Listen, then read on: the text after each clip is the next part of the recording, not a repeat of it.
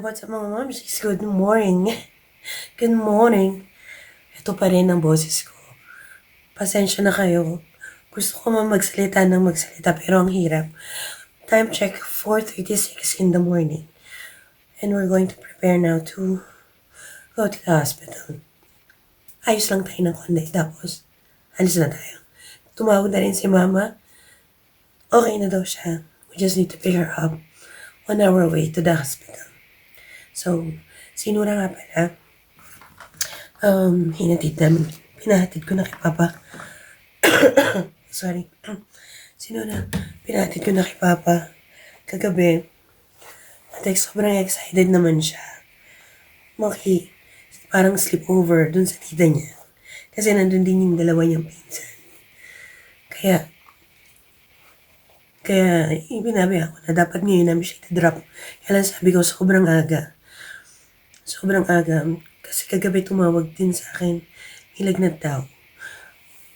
Nilagnat ulit. So, medyo hindi ako nakatulog talaga. Pareho kami ni Papa. Naano pa siyang gawin. Ako pa siyang bumangon. Kaya, ito na yung, today is the day. Let's go. Kaya natin to. Time check, 5:05. We are already on the way to the hospital. And we're gonna pick up Mom first. And hopefully it will be a good day today.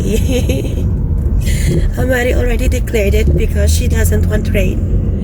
Today is sunny. And after that, the rest of the week will be rainy. So, okay, see you up there. We are here.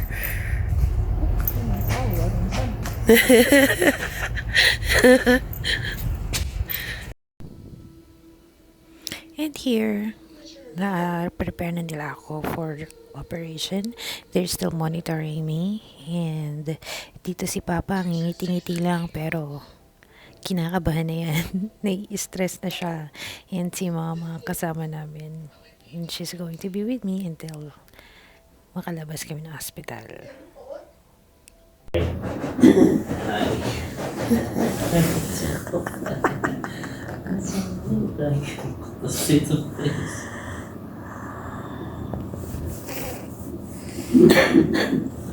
Good. Yeah, so we're ready now. Maybe around 8 o'clock. Yes, the surgery. Wala na naman akong boses. Binawalan akong uminom ng tubig. We're getting ready.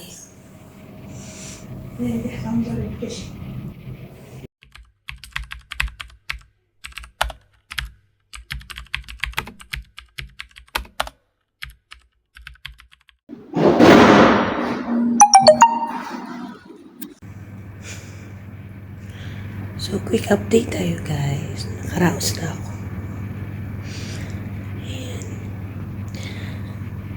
Masakit pa ang tahi ko. Nauubo din ako. Sobrang sakit. Ouch. Medyo hindi ko pa nararamdaman yung half ng body ko. Pero dinala na nila ako dito sa kwarto para mas makapagpahinga ng maayos.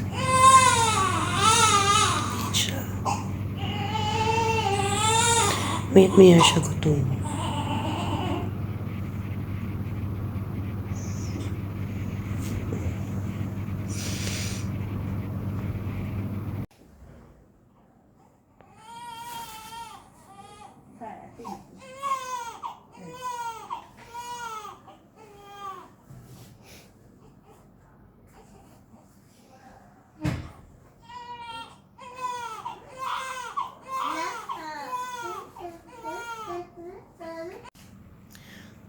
Okay guys, so time check, 4:15 na ng hapon.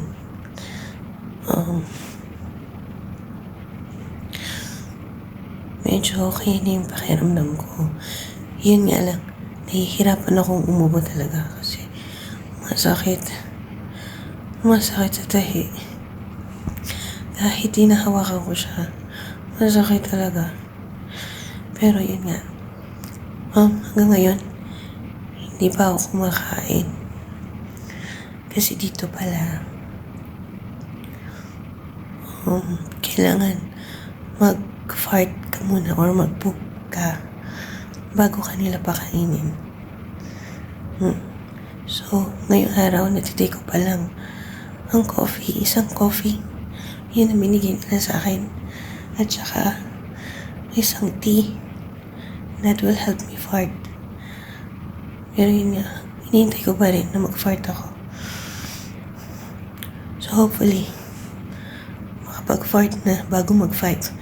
Kasi 5 o'clock, tutulungan nila akong start na tumayo at maglakad. So, dito, ang nurse talagang maalalay sa'yo. Pinalitan na nila ako ng damit. Nilinis na nila ako ulit.